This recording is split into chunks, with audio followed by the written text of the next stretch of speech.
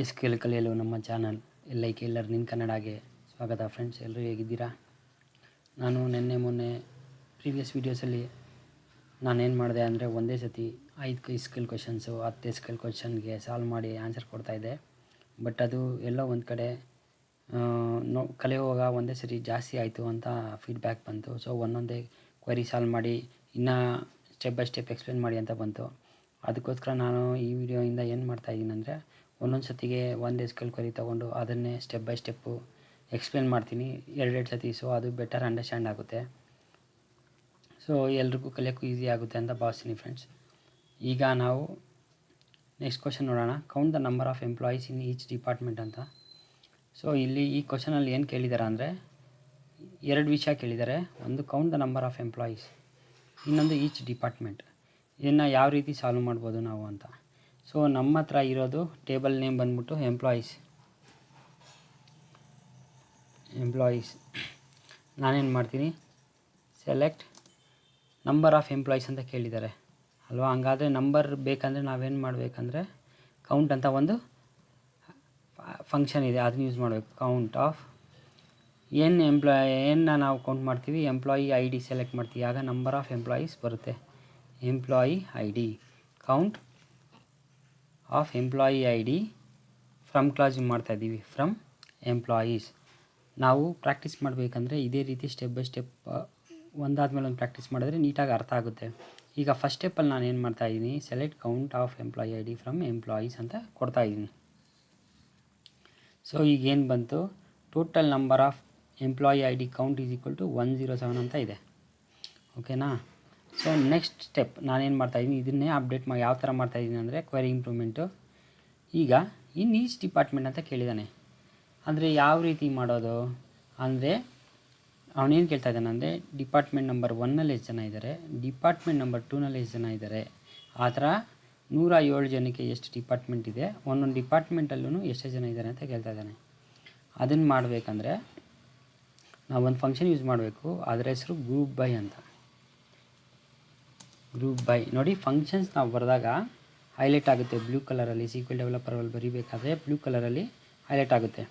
Group by column name, ನಾವು ಯಾವುದ್ರ ಪ್ರಕಾರ ಗ್ರೂಪ್ ಮಾಡ್ತಾಯಿದ್ದೀವಿ ಆ ಕಾಲಮ್ ನೇಮ್ ಹಾಕಬೇಕು. Department ID. So query improvement ಮಾಡಿಕೊಂಡು ಇಲ್ಲೇನಾಯಿತು, ಎವ್ರಿ ಡಿಪಾರ್ಟ್ಮೆಂಟ್ IDಗೆ ಎಷ್ಟೆಷ್ಟು ಕೌಂಟ್ ಆಫ್ ಎಂಪ್ಲಾಯಿ ID ಇದ್ದಾರೆ ಅದು ಇಲ್ಲಿ ತೋರಿಸ್ತು. ಆದರೆ ಅದ್ರ ಪಕ್ಕದಲ್ಲಿ ನಮಗೆ ಡಿಪಾರ್ಟ್ಮೆಂಟ್ ID ಬಂದಿಲ್ಲ. ಅದಕ್ಕೆ ನಾವು ಕ್ವೆರಿ ಸ್ವಲ್ಪ ಇಂಪ್ರೂವ್ ಮಾಡಬೇಕು. ಏನಂದರೆ ಯಾವ ಕಾಲಮ್ಸ್ ನಮಗೆ ರಿಟ್ರೀವ್ ಆಗಬೇಕು, ಒಂದು ಕೌಂಟ್ ಆಫ್ ಎಂಪ್ಲಾಯಿ ID ಬೇಕು, ಇನ್ನೊಂದು ಕೌಂಟ್ ಆಫ್ ಡಿಪಾರ್ಟ್ಮೆಂಟ್ ಬರಬೇಕು. Name of like what is the department ID ಅಂತ ಬರಬೇಕು. ಅದಕ್ಕೆ ಸೆಲೆಕ್ಟಲ್ಲಿ ಡಿಪಾರ್ಟ್ಮೆಂಟ್ ID ಕೂಡ ಹಾಕ್ಕೊತೀನಿ, ಡಿಪಾರ್ಟ್ಮೆಂಟ್ ID. ಸೊ ಇದನ್ನು ರನ್ ಮಾಡೋಣ. ಸೆಲೆಕ್ಟ್ ಮಾಡಿಕೊಂಡು ಕಂಟ್ರೋಲ್ ಎಂಟರ್ ಹೊಡೆದೆ, ಇಲ್ಲಿ ಬಂತು number of employees 3 in department ID 90. ಅದೇ ಥರ ಬಂದಿದೆ.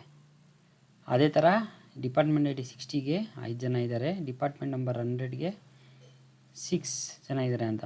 ಬಟ್ ಇದು ಆರ್ಡ್ರ್ ಆಗಿಲ್ಲ. ಅದಕ್ಕೆ ನಾನೇನು ಮಾಡ್ತೀನಿ ಅಂದರೆ ಇನ್ನೊಂದು ಫಂಕ್ಷನ್ ಯೂಸ್ ಮಾಡ್ತೀನಿ, ಆರ್ಡರ್ ಬೈ ಅಂತ. ನೋಡಿ ಹೈಲೈಟ್ ಆಯಿತು. ನಮ್ಗೆ ಯಾವ ಪ್ರಕಾರ ಆರ್ಡ್ರ್ ಬೇಕು, ಡಿಪಾರ್ಟ್ಮೆಂಟ್ ID ಪ್ರಕಾರ ಬೇಕು, ಅದಕ್ಕೆ ಡಿಪಾರ್ಟ್ಮೆಂಟ್ ID ಅಂತ ಬರಿತೀನಿ. ನೋಡಿ ಡಿಪಾರ್ಟ್ಮೆಂಟ್ ID 10ನಲ್ಲಿ ಒಬ್ಬ ಇದ್ದಾರೆ, ಡಿಪಾರ್ಟ್ಮೆಂಟ್ 20ನಲ್ಲಿ ಇಬ್ಬರು ಇದ್ದಾರೆ, ಡಿಪಾರ್ಟ್ಮೆಂಟ್ 13ನಲ್ಲಿ 6 ಜನ ಇದ್ದಾರೆ. ಅದೇ ರೀತಿ ಡಿಪಾರ್ಟ್ಮೆಂಟ್ 110ನಲ್ಲಿ ಇಬ್ಬರು ಇದ್ದಾರೆ, ಡಿಪಾರ್ಟ್ಮೆಂಟ್ 80ನಲ್ಲಿ 35 ಮೆಂಬರ್ಸ್ ಇದ್ದಾರೆ. ಓಕೆನಾ. ಈಗ ನೀವು ಕಾಲಮ್ಸ್ ನೋಡಿ, ಕೌಂಟ್ ಆಫ್ ಎಂಪ್ಲಾಯಿ ID ಅಂತ ಇದೆ. ಅದಕ್ಕೆ ನಾನು ಇದನ್ನು ಬೇಕಾದರೆ ಇನ್ನೊಂದು ಥರ ಬರಿಬೇಕಂದ್ರೆ ಹ್ಯಾಸ್ ಅಂತ ಹಾಕ್ಬಿಟ್ಟು ನಂಬರ್ ಆಫ್ ಎಂಪ್ಲಾಯೀಸ್ ಅಂತ ಬರೀತೀನಿ. ನಂಬರ್ ಆಫ್ ಎಂಪ್ಲಾಯೀಸ್ ಅಂತ ಬರೀತೀನಿ. ನಂಬರ್ ಆಫ್ ಎಂಪ್ಲಾಯೀಸ್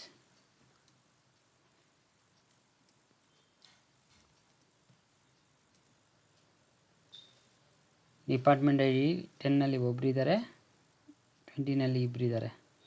ಓಕೆನಾ. ಸೊ ಇದರಲ್ಲಿ ನಾವು ಏನೇನು ನೋಡಿದ್ರಿ ಅಂದರೆ ಕ್ವೆಶನ್ ಬಂದ್ಬಿಟ್ಟು count the number of employees in each department. ಎರಡು ಕೆಲಸ ಮಾಡಬೇಕು, count the number of employees in each department. ಅದಕ್ಕೆ 2 ಫಂಕ್ಷನ್ ತೊಗೊಂಡಿದ್ದೀವಿ, count the number of employees by count of employee I D, ಮತ್ತು ಇನ್ ಈಚ್ ಡಿಪಾರ್ಟ್ಮೆಂಟ್ಗೆ group by department I D ತೊಗೊಂಡಿದ್ದೀವಿ. So ಹಾಗೆ ಮಾಡಿದಾಗ ನಮಗೆ count of employee I D ಬರುತ್ತೆ, department I D ಬರೋಲ್ಲ. ಅದಕ್ಕೆ ಸೆಲೆಕ್ಟಲ್ಲಿ ಡಿಪಾರ್ಟ್ಮೆಂಟ್ ಐ ಡಿ ಹಾಕ್ಕೊಂಡ್ರೆ ನಂಬರ್ ಆಫ್ ಎಂಪ್ಲಾಯೀಸು ಬರುತ್ತೆ, ಡಿಪಾರ್ಟ್ಮೆಂಟ್ ಐ ಡಿನೂ ಬರುತ್ತೆ, ಸಾರ್ಟ್ ಆಗೋಲ್ಲ. So order by department I D ಕೊಟ್ಟರೆ ನಮಗೆ ಆನ್ಸರು ನೀಟಾಗಿ ಕಾಣಿಸುತ್ತೆ. ಸೊ ಫೈನಲಿ ನಮ್ಮ ಕ್ವೈರಿ ಯಾವ ರೀತಿ ಕಾಣಿಸ್ಬೇಕಂದ್ರೆ ಈ ರೀತಿ ಕಾಣಿಸ್ಬೇಕು. ಕ್ಲಾಸಸ್ ಎಲ್ಲ ಲೆಫ್ಟ್ ಸೈಡಲ್ಲಿ ಇರಬೇಕು. A query should be end with A semicolon. ಇದು ನಮ್ಮ ಇವತ್ತಿನ ಕ್ವೈರಿ. ನಿಮಗೇನಾದ್ರು ಡೌಟ್ ಇದ್ದರೆ ದಯವಿಟ್ಟು ಕಮೆಂಟ್ ಮಾಡಿ, ರಿಪ್ಲೈ ಮಾಡ್ತೀನಿ. Thank you.